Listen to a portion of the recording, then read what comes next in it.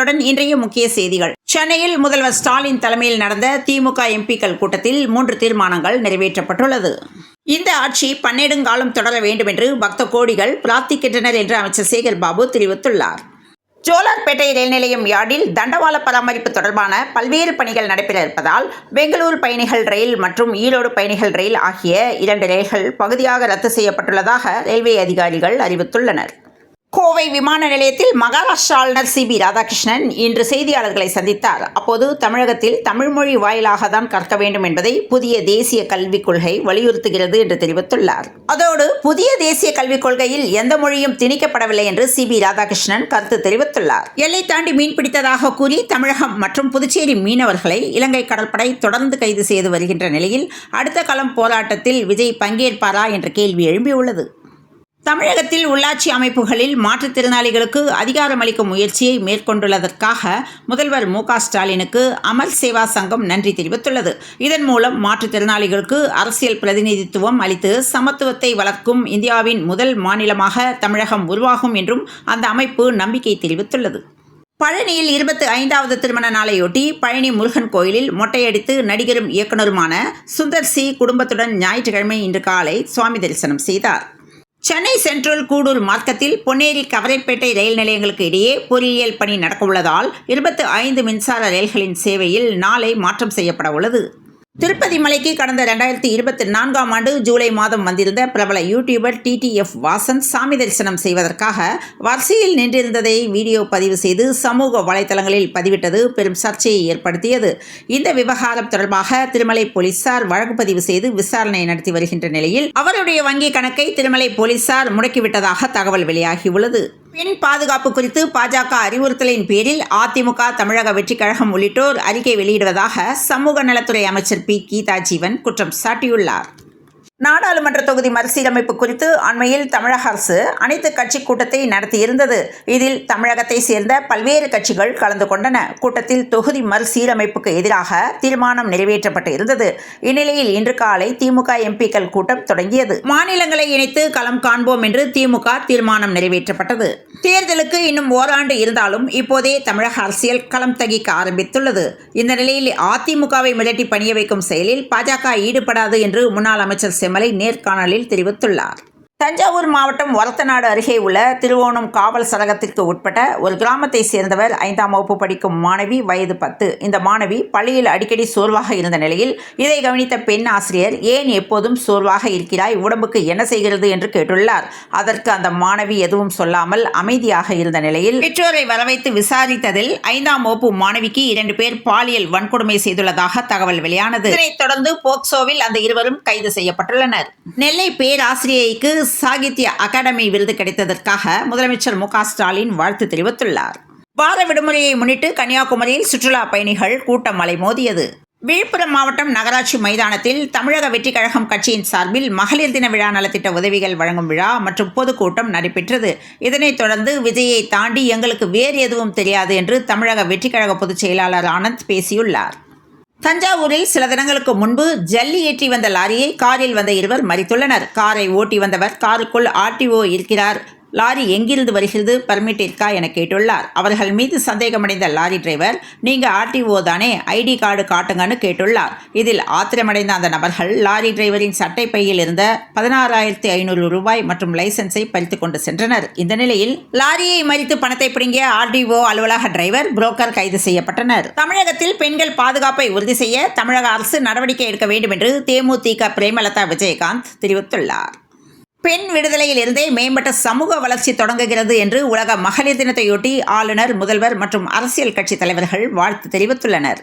சென்னை பல்கலைக்கழகத்தில் கிறிஸ்தவத்தை பரப்புவது தொடர்பான சொற்பொழிவு நடத்தும் விவகாரம் சர்ச்சையானதால் அந்த நிகழ்ச்சி ரத்து செய்யப்பட்டது.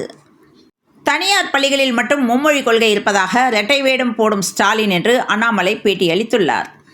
போக்சோ உள்ளிட்ட கொடுங்குற்ற வழக்குகளில் குற்றம் சாட்டப்பட்டவர்கள் விடுதலை செய்யப்பட்டால் அதை எதிர்த்து உடனே மேல்முறையீடு செய்ய வேண்டுமென தமிழக DGPக்கு மாநில அரசு தலைமை குற்றவியல் வழக்கறிஞர் அறிவுறுத்தியுள்ளார்.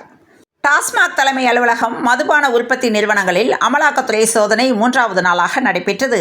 இந்த சோதனைக்கு தமிழ்நாடு டாஸ்மாக் பணியாளர்கள் சங்கம் கண்டனம் தெரிவித்துள்ளது. சென்னை தேனாம்பேட்டையில் உள்ள அண்ணா அறிவாலயத்தில் திமுக மகளிர் அணி சார்பில் மகளிர் தின விழா நடைபெற்றது. இதில் திமுக எம்பி கனிமொழி கலந்து கொண்டு பேசும்போது, இந்தி தெரியாததால் எனக்கு எந்த கஷ்டமும் ஏற்படவில்லை என்று தெரிவித்துள்ளார். விஜயை நாங்கள் ஒரு பொருட்டாக எடுத்துக்கொள்ளவில்லை என்று அமைச்சர் ரகுபதி தெரிவித்துள்ளார். மேகதாட்டு அணை திட்டத்தை கைவிடும் வரை கர்நாடக அரசுடன் எந்தவிதமான உறவையும் தமிழக அரசு வைத்துக் கொள்ளக்கூடாது என்று பாமக நிறுவனர் ராமதாஸ் தெரிவித்துள்ளார். கீழடி திறந்தவெளி அருங்காட்சியகத்துக்கு இன்று முதல் பார்வையாளர்களுக்கு அனுமதி இல்லை என்ற தகவல் வெளியானது. அதிமுக மகளிர் அணி சார்பில் சர்வதேச மகளிர் தின விழா சென்னை ராயப்பேட்டையில் உள்ள கட்சி தலைமை அலுவலகத்தில் நேற்று நடைபெற்றது. இதில் தமிழகத்தில் பெண்களின் ஆதரவோடு 2026 மீண்டும் அதிமுக ஆட்சி அமையும் என்று அக்கட்சியின் பொதுச் செயலாளர் எடப்பாடி பழனிசாமி தெரிவித்துள்ளார். விருதுநகர் மாவட்டம் சதுரகிரி மலையில் உள்ள சுந்தர மகாலிங்க சுவாமி கோவிலில் வழிபட பக்தர்களை தினமும் காலை 6 முதல் 10 மணி வரை வனத்துறை சோதனை சாவடி வழியாக அனுமதிக்க வேண்டும். இரவில் யாரேனும் மலையில் தங்கினால் கைது செய்ய வேண்டும் என்ற நிலையில் சதுரகிரி மலைக்கு பக்தர்களை தினமும் அனுமதிக்க உயர்நீதிமன்றம் உத்தரவிட்டுள்ளது. ஆளுநர் RN ரவி தனது சொந்த வேலை காரணமாக இண்டிகோ பயணிகள் விமானத்தில் தனது சொந்த மாநிலமான பீகார் மாநிலம் பாட்னா சென்றடைந்தார். தமிழகத்தில் உயர்நிலைப் பள்ளி மேல்நிலைப் பள்ளிகளில் பணியாற்றி ஓய்வு பெறும் தலைமை ஆசிரியர்களுக்கு தடையின்மை சான்று வழங்க பணம் வசூலிக்கப்பட்டு வருவதாக தலைமை ஆசிரியர் சங்கத்தினர் குற்றம் சாட்டியுள்ளனர்.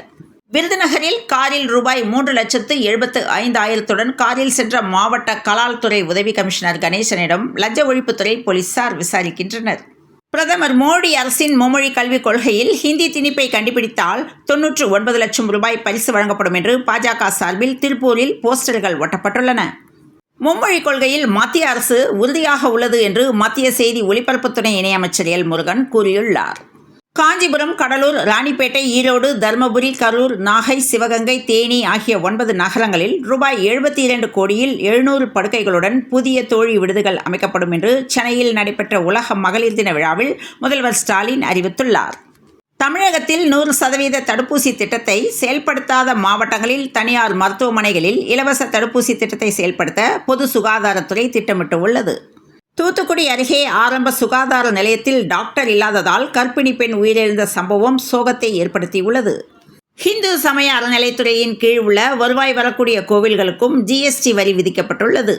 தேமுதிகவுக்கான மாநிலங்களவை உறுப்பினர் இடம் தொடர்பாக அதிமுக பொதுச் செயலாளர் எடப்பாடி பழனிசாமி தெரிவித்த கருத்து குறித்து தேமுதிக பொதுச் செயலர் பிரேமலதா பதிலளிக்க மறுத்துவிட்டார். நாட்டுக்கு சுயநலமற்ற சேவையாற்ற வேண்டுமென ஒருங்கிணைந்த இராணுவ பணியாளர் பிரிவு தலைவர் lieutenant general Johnson P. Mathew அறிவுரை வழங்கியுள்ளார். குழந்தைகள் மற்றும் பெண்கள் பாதுகாப்பு விவகாரத்தில் திமுக அரசு மீது எதிர்க்கட்சிகள் திட்டமிட்டு குற்றம் சாட்டுவதாக சமூக நலன் மற்றும் மகளிர் உரிமைத்துறை அமைச்சர் கீதா ஜீவன் விமர்சித்துள்ளார். சாம்பியன்ஸ் டிராபி இறுதிப் போட்டியில் ஜெயசூர்யாவின் வாழ்நாள் சாதனையை ரோஹித் சர்மா தகர்த்துள்ளார். ஒருநாள் போட்டிகளில் கேப்டனாக 2500 ரன்களை ரோஹித் நிறைவு செய்தார். இந்தியன் வெல்ஸ் டென்னிஸில் டெய்லர் பிரிட்ஸ் 3வது சுற்றுக்கு முன்னேற்றமடைந்தார். சென்னையில் இன்று 22 கேரட் ஆபரண தங்கத்தின் விலை கிராமுக்கு ரூபாய் 10 அதிகரித்து 1 கிராம் 8040 ரூபாய்க்கும், பவுனுக்கு ரூபாய் 80 அதிகரித்து 64320 ரூபாய்க்கும் விற்பனையானது. தமிழகத்தில் வரும் 11ஆம் தேதி டெல்டா மாவட்டங்கள் உள்ளிட்ட 12 மாவட்டங்களில் ஓரிரு இடங்களில் கனமழை பெய்ய வாய்ப்புள்ளதாக வானிலை ஆய்வு மையம் தகவல் தெரிவித்துள்ளது. தமிழ்நாட்டில் நாளை மறுநாள் அதாவது மார்ச் 11ஆம் தேதி 12 மாவட்டங்களில் கனமழைக்கான வாய்ப்பு இருப்பதாக தென்மண்டல வானிலை ஆய்வு மையம் தகவல் தெரிவித்துள்ளது. இத்துடன் இந்த செய்திகள் நிறைவடைந்தன. மீண்டும் நாளை காலை செய்தியில் சந்திப்போம். அதுவரை வணக்கம் கூறி விடைபெறுவது உங்கள் பிரபா. நன்றி, வணக்கம்.